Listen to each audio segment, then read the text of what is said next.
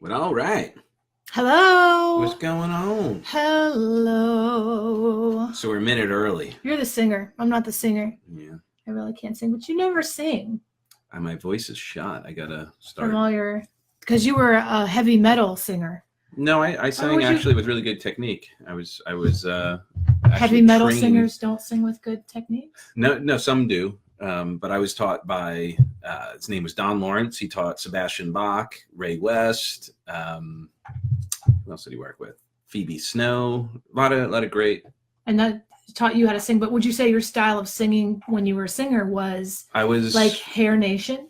Hair Nation, yeah. Wasn't it kind of like so 80s heavy metal? 80s, 90s.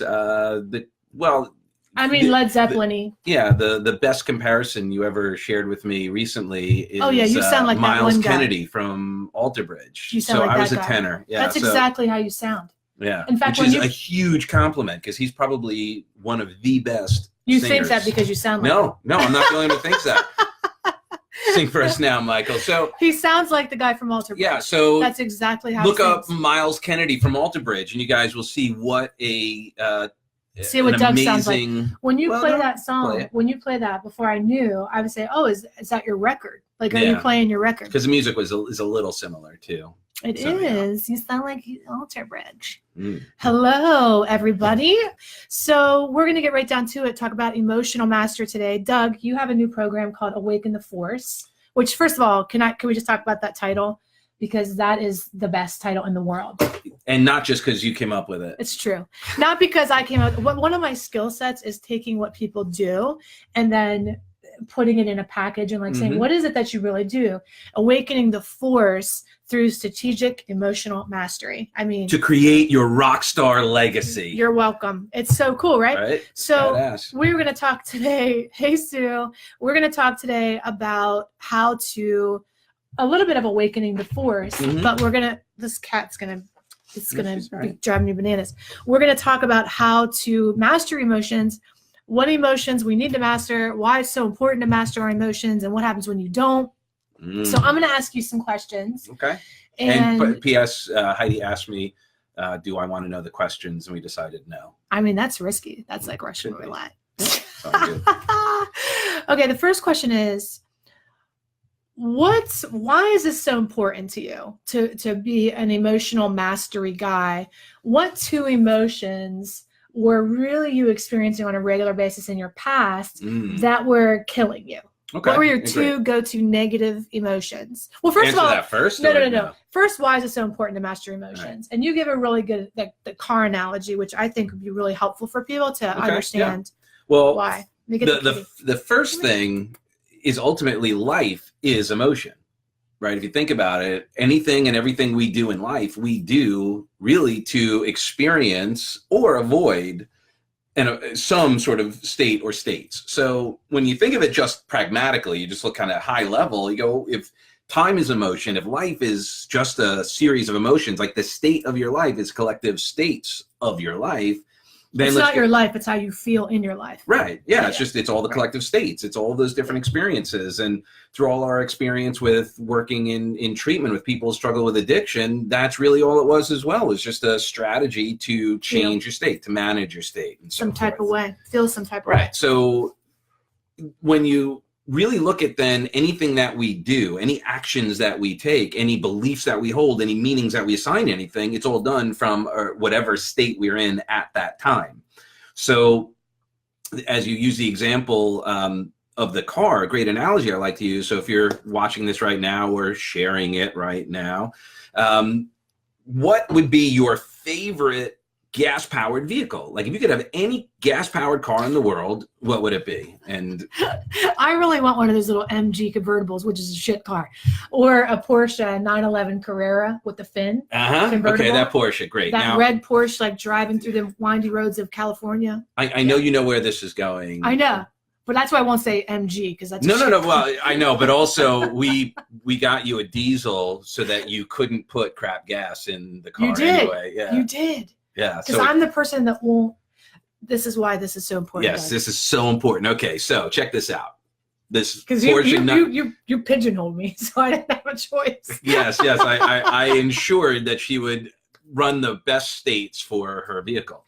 So the Porsche 911. So imagine, would everyone agree? So let's get some likes. If you would love like a Porsche 911, let's see some loves, leave some likes. Let's say Cage, or an Aston Martin or Maserati or any of those cars. It's imagine that. Now, given a choice, you have gas, right? You need to fuel up. Would you stop at Steve's Bait and Tackle thrift store? Can I tell you that in West Virginia, those are the choices? No, I've seen. No, I saw you also have. No, but you also had the choice. You can buy worms, get gas, and get some Swedish fish in a bag. Right, but they also had the sheets or whatever that had real gas too. Sheets, as well. Okay, so let's imagine you have the choice. Stop at Steve's Bait and Tackle, thrift store, and food truck, and put 84 octane that's been sitting for 5 years, the bottom of the barrel, dredge that all up. Would you put that in your Porsche 911, or would you go a little bit out of your way to put the high test, clean burning fuel? Yes. Yes. So I'm going to hallucinate that many of you would agree that because if you can afford the Porsche, surely you can afford the gas. You'd think. Right. Not everyone does. Not about affording though. No, this is a metaphor as well. That's right. Yeah, that's right. So what would happen? That's a good yes. Go on. Is it just clicking now? No, of course not. Because the objection a lot of people have is, I don't want to make the investment because I really can't afford it. But when your card breaks, you can't afford not to. Exactly. Yeah. Go on with your bad self. So, I'm smelling what would happen if you put the crap gas in your supercar? That thing would bite the dust. It would not run very well. It wouldn't be effective. Right. It could also, now, by the way, check this out. This is why this is so important as well, because it goes beyond just putting that direct fuel in. If you're the kind of person who would not put the high test in, you may also be the kind of person who doesn't change their oil on time. Doesn't exercise. Doesn't exercise, doesn't eat well, doesn't do all of these other things. Because how you do anything is how you do everything. It's true. I was putting the crap gas in my car, but go on. And I twitch a little bit every time I knew that. So but I was putting the gas as the metaphor for your emotions. Exactly. And you're fueling up on resentment, anger, boredom, bitterness. Which would be the same as putting crap gas in your supercar. And I used to do that. Get good results. I would put the crap gas in my car. How you do one thing is how you do everything. Put the crap gas in my car, and then I would run on empty in my own life. I ran on empty. Wouldn't take the time out to fuel me up, to recharge my batteries, to do the things, and wonder why I was running like shit. Why I personally was running like shit all the time. So just such a great analogy. What kind of fuel have you been putting in your car? Because here's the thing. Every decision that we make from whatever emotional state we're in at that time. Mm-hmm. So when you and I are angry, what kind of Well, this is what I want to go personally with you now. Okay, great. So now in your own life, it's one thing to be like, we should really manage our emotions. Mm-hmm. It's another thing to go, shit, I need to manage my emotions, because if I don't, I'm going to kill myself or die. What were the two emotions that you ran on that were crap fuel for your life that you realized I've got to make a change? Great. So also, I'll answer that. I just want to also kind of share that most of us have a pretty small range of emotions that we stay in between 5 and 8. Mm-hmm. Women generally skew a little bit higher, men a little bit lower, but that, and it's a gross generalization. It's just one of those things. Mm-hmm. So we usually have just a few that we're running constantly, and then oftentimes we fall into that crazy 8 pattern where we're just running one into another. So mine, growing up, I was either pissed off or depressed. And how'd that show up? I always loved people, so I never fought people, but I broke stuff. So what I would do is literally every door, every wall in the house that I grew up in had patches or had been repaired or replaced. And then I'd get really depressed. So, and I'd be pissed off that I got depressed, and depressed that I got pissed off. So my swan song, the song that I would just brood over, would be Metallica's Fade to Black. And I would just sit there and crank it, and I'd be like, immerse yourself in your depression. Oh yeah. Give a soundtrack to the shit. Right. And then while in there, like, breaking stuff. Radiohead was my depressed soundtrack. Yeah. Yeah. So if you had some soundtracks or songs that kept you doing that, or what are the Jerry, 2 emotions? Yeah, what were your 2? So when did it get to the point? Like, what did that cost you? When did it get to the point where you were like, I have to change, or this isn't going to work for me anymore? What was the pinnacle? I don't know about any of you guys watching, and I always felt like there was more. Like I had more to offer, more to give. That there was something. I was just not living up to my true potential. And of course, there was always people, I'm sure, telling you guys too, like, you're worthy, you're good. Right? But we never listened to that. It's when you're like, you're a dick. You're like, I know it. But yeah. So I always felt like a misfit, like on the island of misfit toys of my friends. And I remember one night I was walking home, and because my friends blew me off, basically. I don't know what happened. Yeah. And I just remember walking back from, now, of course, I don't condone this behavior, but we were, 16 years old hanging out in, a bar that let people in. So I wasn't feeling, too great. I was probably in an altered state. You were drunk. Okay. I was drunk. You were drunk. So I was walking home pissed off, depressed because my friends bailed on me or whatever. And so as I was walking along, there was a gate, like an iron gate that was onto Old Country Road, where we go to the Bagel Boss right there, all those fences. So I was walking along and I ripped the gate off the people's house. And as I was walking along, then I got pissed. Then I took a knife and I slit my wrist, and there's the scar right there. It's pretty deep. And I just started, bleeding all over. And then I'm like carrying the game. Fuck that shit. Oh my God, that's like.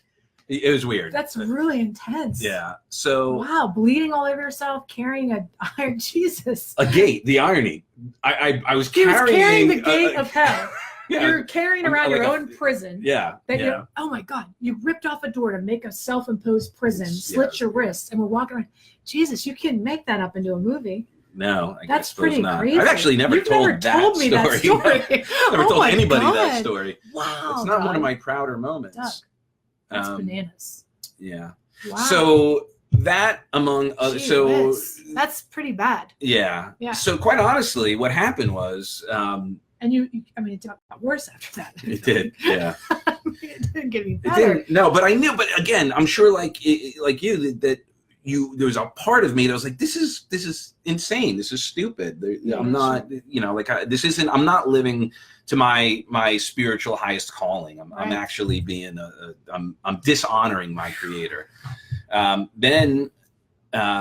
Later that summer, I think it was, or maybe it was the following year, I was still kind of dark and all of that, constantly sort of made fun of. I was kicked out of every school. I was called a dirtbag, and we were the stoners, the metalheads. And even in that group of people whom I'm blessed enough to still be in touch with many of them. I'm going back actually to a high school reunion in a couple of months. Hope you're not watching, or maybe you are. We'll have some amends.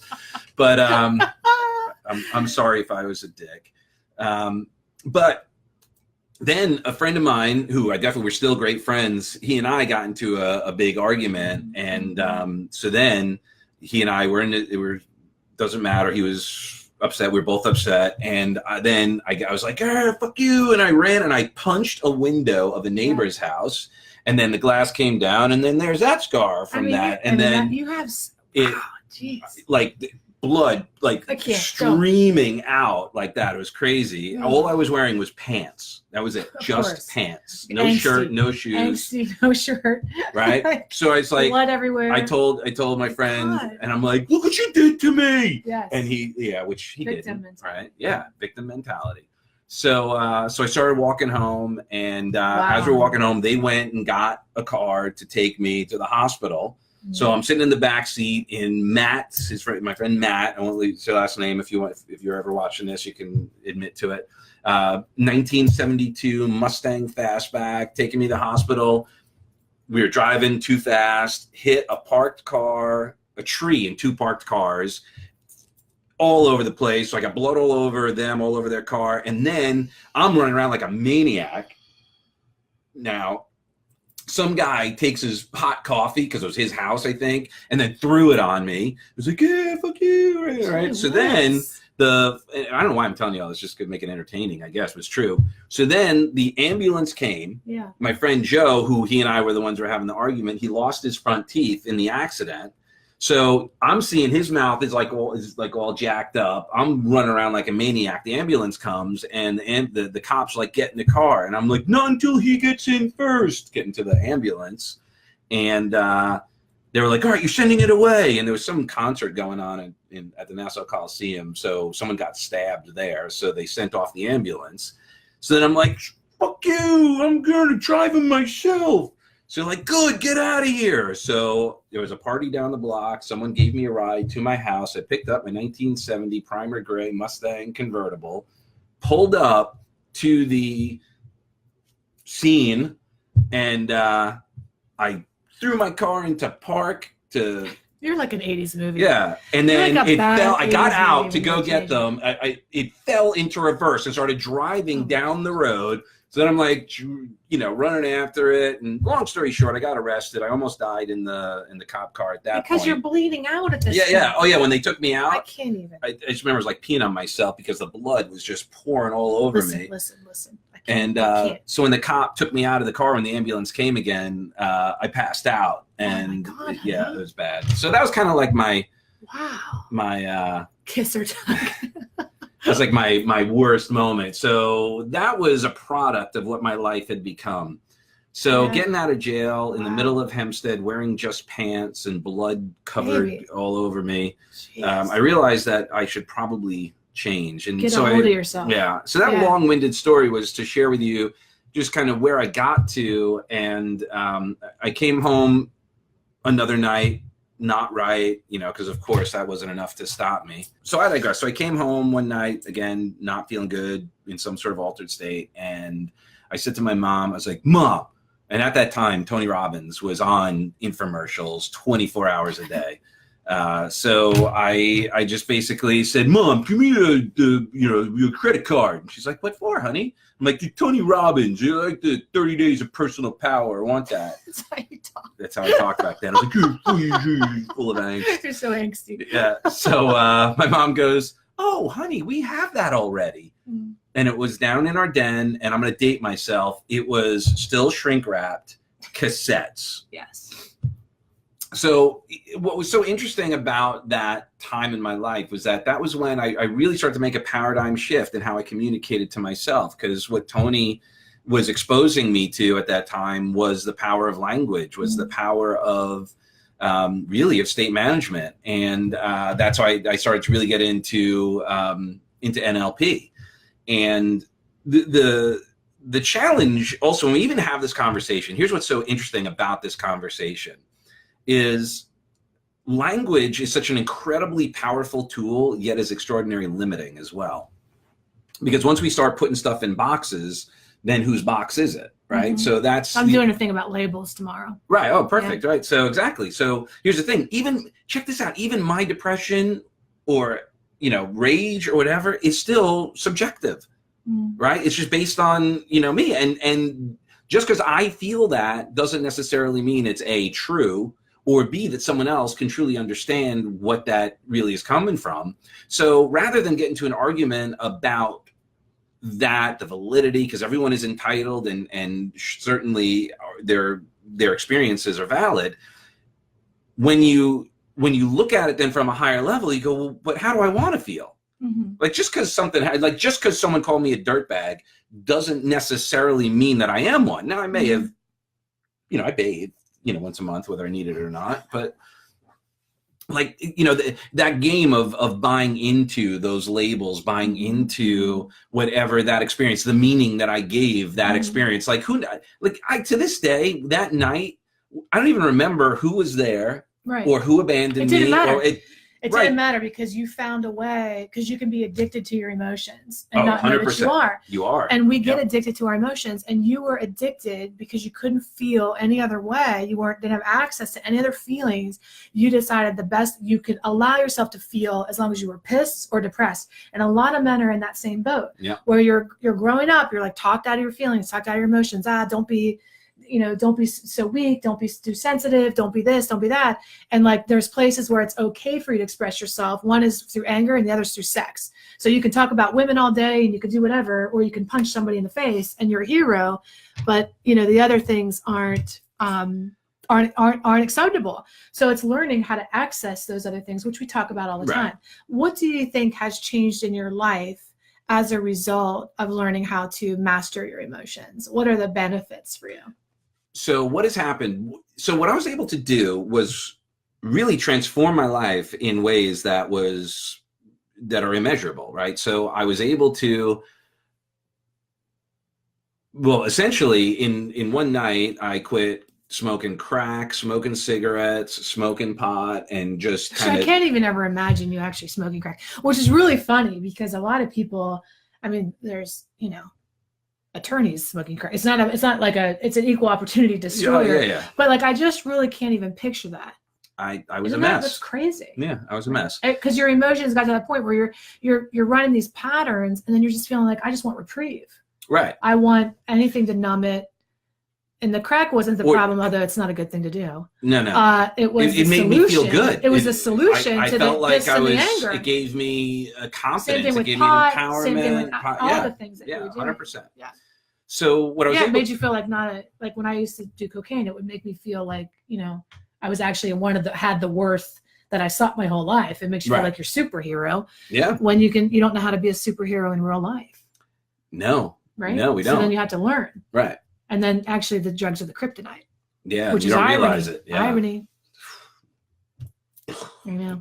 So, so what I was able to do was, after really letting go of all of that and getting sort of some clarity of what I was passionate about again, which at that time was music, I completely represented myself to what really brought me joy, which was sharing experiences through music. And did somebody make it okay for you to like be as sensitive as you are at some point?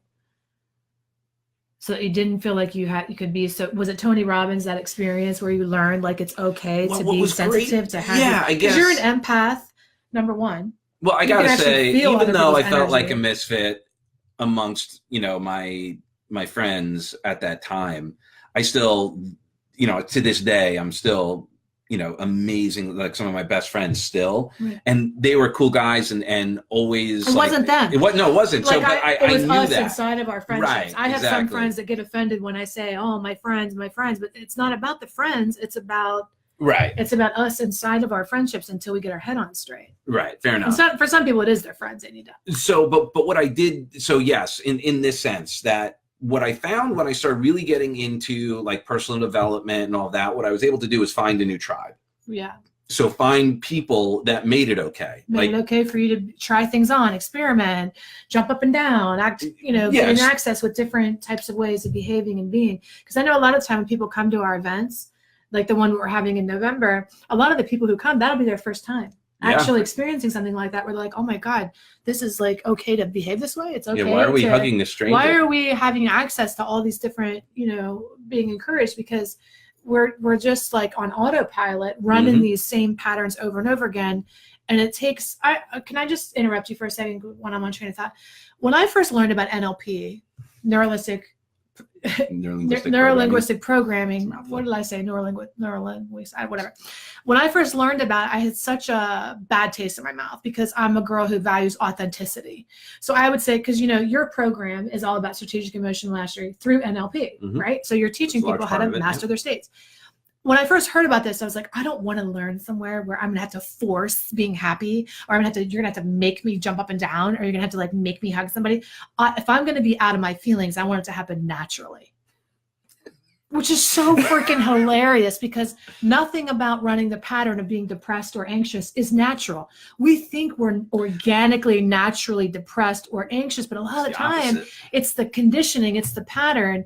So once I got over that and I was like, oh, okay, I learned how to behave anxious and I trained myself into my depression. Well, I need to train myself out of it. I need to try on new feelings. And at first, when somebody's telling you to smile, when you're not feeling like smiling, or jump up and down to change your physiology or your energy, you get really, I got offended because I was like, I'll jump when I authentically feel like jumping. But I'm going to tell you something, until you jump, you won't feel like authentically jumping. And that's the irony. That's the rub. It's like there is no motivation. You have to do it and create the momentum instead. And so and I've learned how to retrain myself into authentic happiness. And that's the other now thing. It's totally authentic. The truth is that we do get actually physiologically and neurobiologically addicted to the states of mine were anxiety and depression.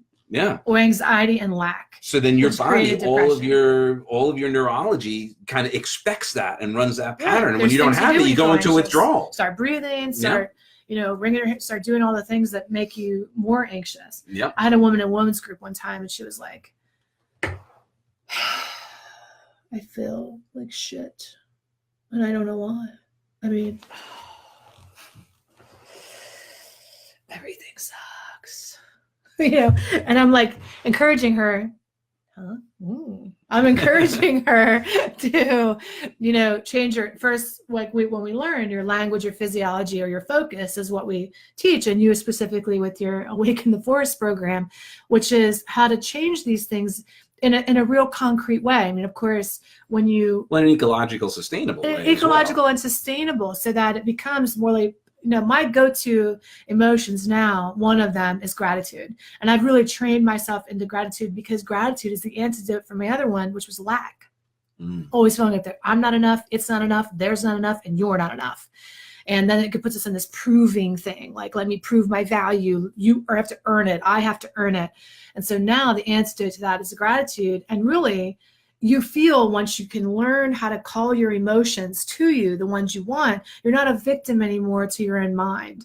You're not a slave. You're not carrying around the proverbial gate of hell that you ripped off of that thing, bleeding and bloody, going, why can't I just live? You know what I mean? Like, when our natural, like John Hughes wished he would have written that. You know what I mean? Like, that's woo. That's big time. Yeah, I guess so. Right?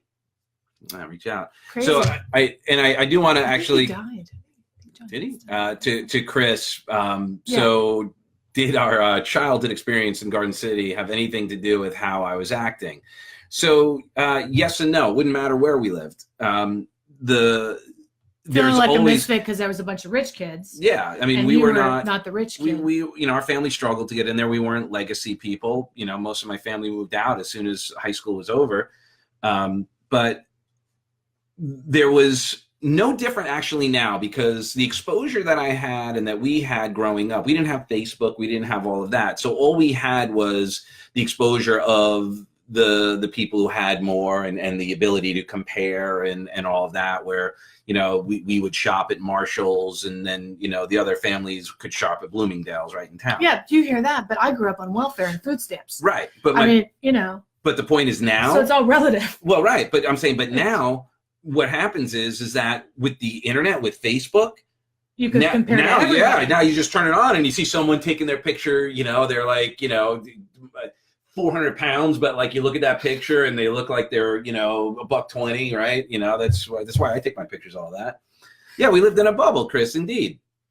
Right. So, but it shouldn't matter in that we still had whatever resources, whatever opportunities, whatever exposure we had, then the meanings that we gave it was exactly what we had available to us. I think, listen, there's tremendous value in understanding your childhood experiences, right? And like putting the dots together. And that's what I help people do, is like connect all the dots. This is why you behave this way, like in a beautiful mind that all comes forward and you're like a riddle that's solved.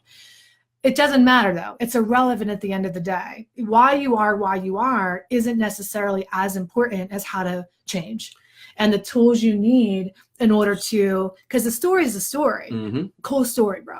Right? Like at the end, we all have those stories. We all have those stories of struggle. Well, the other thing, the real empowerment is go from victim to victor when you take control. Because a lot of people are waiting for the mother that they never had, the father, they pat them on the back. But there comes a point where you have to be the mother you never had. You have to be the father you never had. And it's time to mother yourself, father yourself, put it in the past. There's value in it, but it's not really going to help you change. No, and let's use the example of the like using the car analogy again, like let's imagine you're driving along, right? You're driving along. You've got to get from point A to point B, and you get a flat. Okay, you get a flat tire. You got to get from point A to point B. What is the next logical step? Sit down and analyze what happened with the tire. Where did it happen? At what point should I have realized that the tire, whose responsibility is this anyway? My husband's supposed to check my tires. And then go, why, God? Why? Or just go, always me. Always me. Or just go, shit. Wh- Where's the thing? Yeah. Wrench? Get on tire iron. Tire iron. You just get back out on the tires. road. You just get back on, you change a tire, and you get back out on the road. Now, fact. In retrospect, could there be lessons to be learned? Potentially. Like sometimes the lesson is sometimes you just get a flat. Other times it might be something like, You're driving like an idiot. Driving like I drove on the shoulder because I thought my time was more important than everyone else's, and so I just drove on the shoulder. But what happens when you drive on the shoulder? What's on the shoulder? All of the debris. We're so used to wanting a quick fix, right? Put a Band-Aid on a flesh wound, take a pill, mask it. We're in an Instagram society. If it doesn't look good, let me put a filter on and pretend it's better than it is. But if you get with my husband and you unpack it underneath the hood and learn how to do this, it doesn't matter what comes at you in life. We don't have a perfect life. We have shit all the time that comes at us which all the time. Perfect. Which is wonderful because that's how you know you're alive, right? Yeah. And you need the dark with the light, and they mutually rise. And that's not that kind of a talk today. But what we know for sure is that when the dark comes, we don't stay in it. We don't marinate in it. We don't sit down and ruminate over it and attach to it. We find ways to find the gratitude, find the states that we want to find. Mine is abundance. That's a state I always need because lack was one of my things. So if I'm in a state of gratitude and abundance, what's your go-to thing that you've trained yourself into to combat the gratitude, pissed and depressed? Gratitude. Gratitude. Yeah, I didn't share the story, but that's what pulled me out of the last time I seriously considered taking my life. That was what pulled me out, was gratitude. Yeah. It was because... And if you could do that in the minute, because you were sitting on the edge of your bed, you had a gun, you were ready to go, and you employed what you're teaching in that moment. That's the moment. If you can learn these skills and apply them from such a dark place, then you know that it works. Yeah. Because it's easy to work the skills when your life's going great. It's easy. Yeah. It's not easy when you're sitting on the edge of your bed ready to kill yourself because you're like, everything sucks, and you're forgetting everything that you know. And here's the deal. A lot of people that I serve have had abusive situations, narcissistic parents, parents and the voice in their head, you're not good enough. But I have to say, staying in that mentality, what I know for sure is that voice ended for most of us a long time ago, and we picked up where they left off. We are the voice. It's nobody else. There is nobody else in your head but you. We say, oh, my mother's in my head. Oh, my father's in my head. No, honey, you're in your head, acting as your mother, acting as your father, but nobody's in your head but you.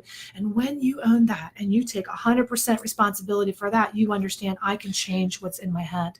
I can assume responsibility for that, and I can train myself into a new way of speaking to myself. I can be the mother I never had. Mm-hmm. And come with us on, on November. Maybe we'll play with that a little bit, because here's the thing. It's not your voice anyway. It's not even. It's like, Janine Roth, who's like so amazing with her eating disorder work in the world, has come up with this. She calls her voice in her head the crazy ant in the attic. And one of the things that you do with NLP is you give these voices personalities and names, and that's part of the strategic strategery. The strategery behind the NLP is learning how to put those voices in their place.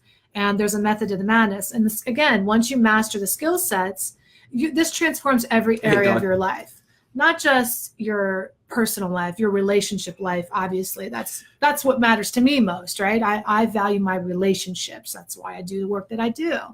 And that's really this whole conversation ultimately is awareness. Self-awareness. You can't change any of the behaviors if you don't know what they are and what they're costing you. And that's really step one. Yeah. So if you want to, start to think about that between now and the next time we're together, feel free to leave it in the comments here. And so we can see, like, we're all working on the same things. Doug told you his was pissed and depressed. Mine was anxious and lack, or sad or depressed as a result of not feeling like enough. There's not enough.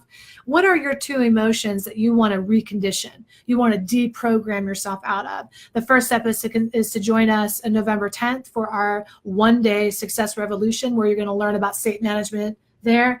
The second step would be to contact Doug about his new program that's called Awaken the Force.